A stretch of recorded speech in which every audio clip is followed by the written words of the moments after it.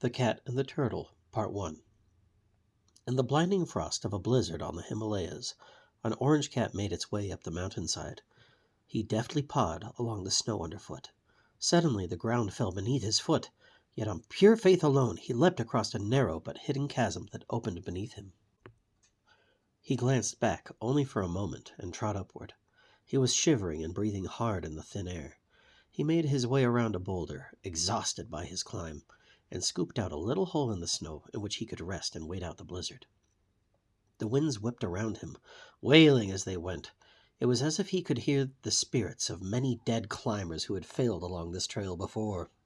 The sun set, surely sealing his fate, and yet the cat remained unperturbed by the elements. In the safety of his makeshift burrow, he reached into his leather pouch and stole out one of his candles. Its alabaster sheen glinted. He took out a small wooden box full of matches and lit one to ignite the candle. The air swept in and blew it out, so he turned about to shield the next one from the wind. He stopped and thought for a moment and shuffled some snow around to make the frozen burrow more like an igloo with a small entrance. The second match lit well, sparking and hissing when it struck the side of the box. With it he succeeded at lighting the candle, and it burned with a warm golden light. In its warmth he snacked on salted fish and settled down for the night, carefully studying the puzzling diagrams in his notebook. A peculiar phrase stuck out on page 7. To make the sun of wisdom thine, let every lantern's candle shine. The dawn came, as it always does, and its rosy rays dashed across the icy landscape. The cat emerged with an old and beaten tin cup, scooped out some snow into it, and melted it over the candle until it was piping hot. Into the water he dropped a single coffee bean. He allowed it to simmer to the point that it was a steaming brew. He then blew out the candle and noticed how it had only melted down an inch or so. He stuffed it in his bag, took another bite of fish, and poked his head out of his snowy burrow. Above the mountain the sky was now clear, with wispy clouds lingering around. Below him, past the rocks and rills, a layer of clouds had descended, as if it were a vast ocean of white and gray. He stole a glance up the mountain and checked his pocket watch. Beyond a sharp incline, he could barely make out the straight vertical lines of a structure. Without a moment to lose, he trudged towards it with slow and steady purpose. This high up he breathed deeply with each step. As he approached, he perceived the outlines of what could be nothing other than a stone building, styled as the old monasteries of Tibet. He drew nearer along the glistening path and noticed several forms surrounding it.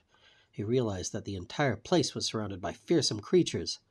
Though it frightened him at first, he then noticed how still they sat. Closer and closer he drew, and finally he recognized that these were stone statues. Even so, they were terrible things with tusks and fangs, with claws and wings and bulging eyes. He stole his way in between them, feeling very much as if they were watching him. Yet the ground grew warmer and warmer with each and every step. Around the monastery, low shrubs grew. The monastery's door came into view beyond them. It was a massive wooden circle on hinges, split down the middle. His paws made no sound on the 7 stone steps that led up to the doors. On the right one, set in the middle of a dark, weathered wood, a simple iron ring was set upon a hook. The frost on it suggested that it had not been used in a while. He knocked 3 times, sending out loud waves of sound that echoed back. Then he waited. He felt a creeping awareness that he was being watched, and he turned around to see what it could be. The looming statues were still in place, yet something had changed. All their stone eyes were pointed directly at him. Even though it was unnaturally warm here, a shiver ran up his spine. He knocked again breathlessly several times, never taking his eyes off the grotesque forms around him. Did that one just move a bit? He started banging on the door, frantic. Finally, the door creaked open, and he darted inside and slammed it behind him, cockeyed at what he had just seen. His ragged breath echoed here in the empty antechamber. Who had opened the door for him? Not sure he was safe yet. His eyes scanned the room for threats. Light trickled in from the circular frame of the far doorway. He padded past the pillars on either side of the room with caution, making his way through the arcade. Beyond the doorway, stone pillars lined an open courtyard. In the center of it all, a bright, lush garden sprang into view with a circle of lemon trees at the center. In addition to the natural sun far in the heavens, another small golden sun floated just above the grove of trees, hovering in the cerulean sky. He made his way toward the middle of the garden, along a wood-planked pier of walkways that crisscrossed it. The pier rose just above purple flower bushes, which grew on either side of it. A slow stream winded its way around the garden in between patches of bamboo. He walked toward the shade of the lemon trees. Here, under the blinding light of the golden sun, he spotted a small gazebo. Empty stone lanterns rested on the ground on each side. Several large gray rocks ringed the spot. He sat on one of them and reached into his bag for the candles in his notebook. He flipped through the pages, looking at unusual diagrams. To his dismay, he could only find one in his leather bag. The rest must have fallen out along the path. He lit the one that remained and placed it in the lantern, but realizing his mistake, he quickly blew it out. He reached in, snapped the candle in two, and placed each half in a separate lantern, then lit them both. The golden sun descended to the middle of the stone ring.